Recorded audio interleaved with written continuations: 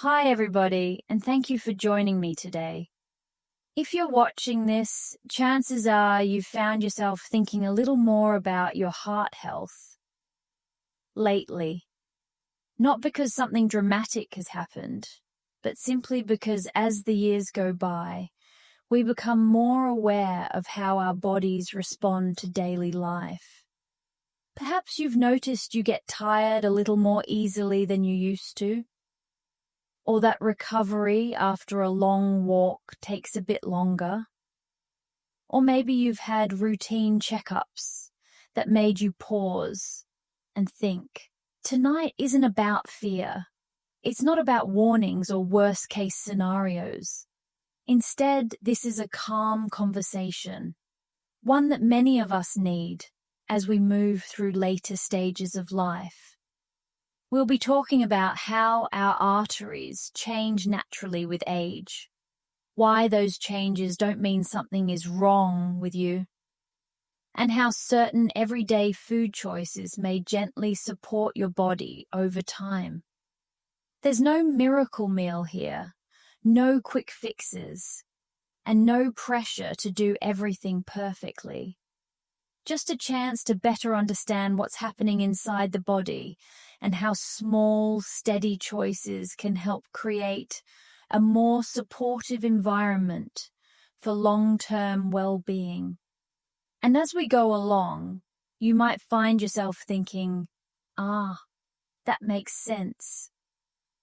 Or even, maybe I don't need to be so hard on myself. Let's begin there. One of the most important things to understand about aging is this. Your body isn't breaking down. It's adapting. Our arteries are living tissue. They're not rigid pipes. They respond constantly to movement, stress, rest, nutrition, and time.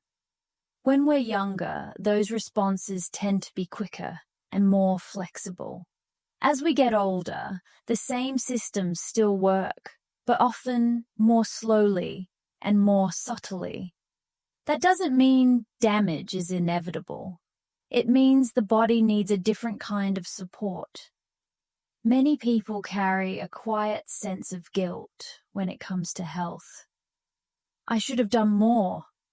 I should have eaten better. I should have known. But health doesn't work like a moral scorecard. Even people who've lived quite balanced lives can notice changes in circulation or energy as they age. This isn't failure, it's physiology. Our blood vessels, over time, may become slightly less elastic. Inflammatory signals can linger longer than they once did. Repair processes still happen, but they may need more consistent input. This is why extreme approaches often backfire, pushing the body hard, dramatically cutting entire food groups, or expecting rapid results.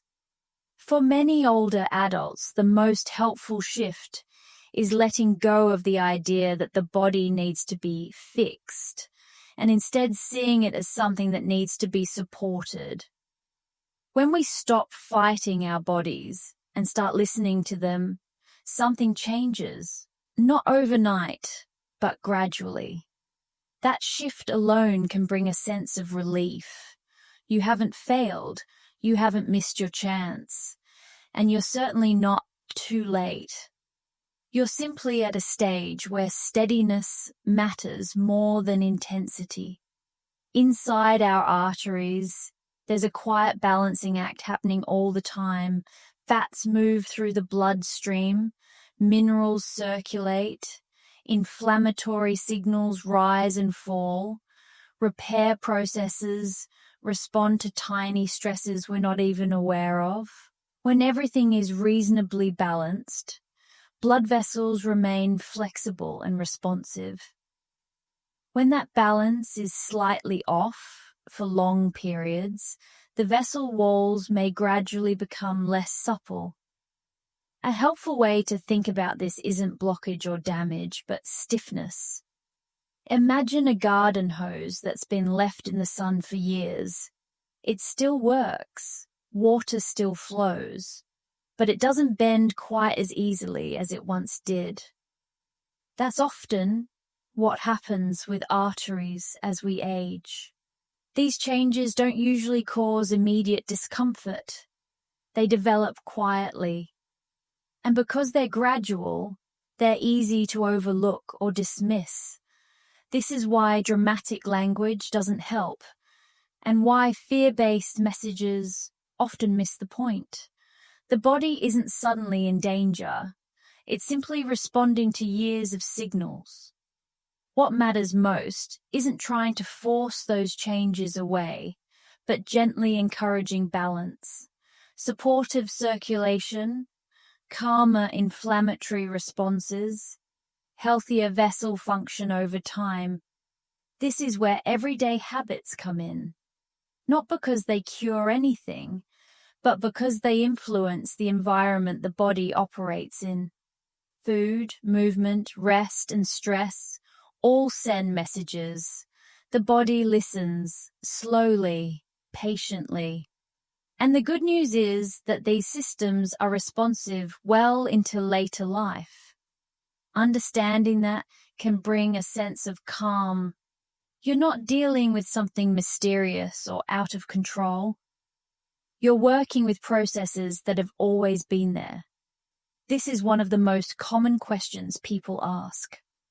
I eat fairly well. I stay active. I follow the advice. So why don't I notice much difference? It's a fair question, and it deserves a gentle answer. Some of the body's most important supportive processes work quietly and slowly. They don't announce themselves with dramatic improvements. Instead, they show up as steadiness, fewer ups and downs, more predictable energy, a sense that things aren't getting worse as quickly as they might have. For many older adults, that steadiness is the first sign of progress.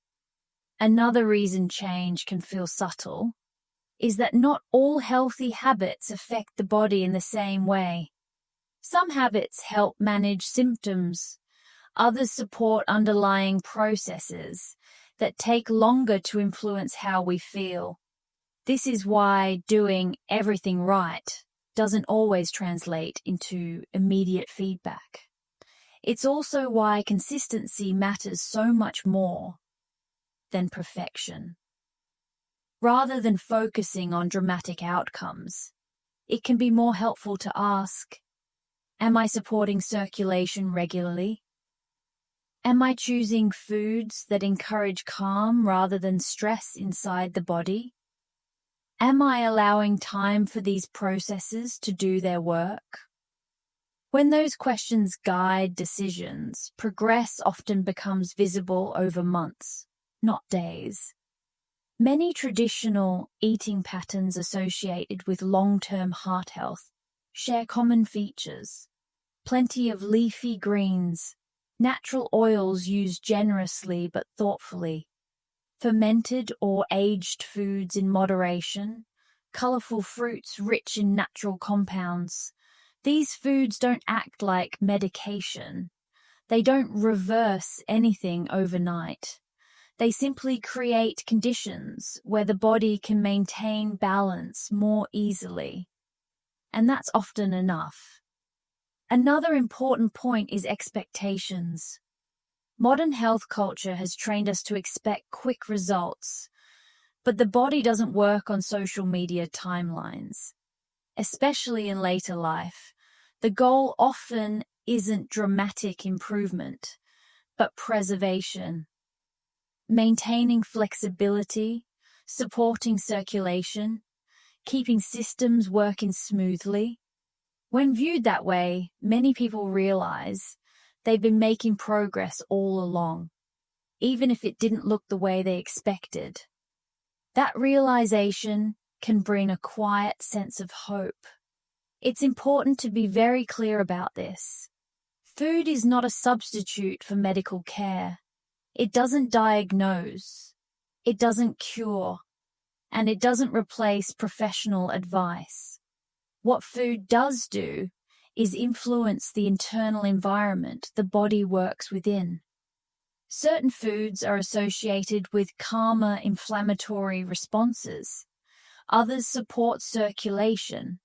Some help the body manage fats and minerals more efficiently. When these foods are eaten regularly, they can gently support systems that are already in place. This is why language matters. Food doesn't fix the body, it supports it. For example, leafy greens are often associated with better circulation support. Quality oils are linked with healthier vessel function in many traditional diets.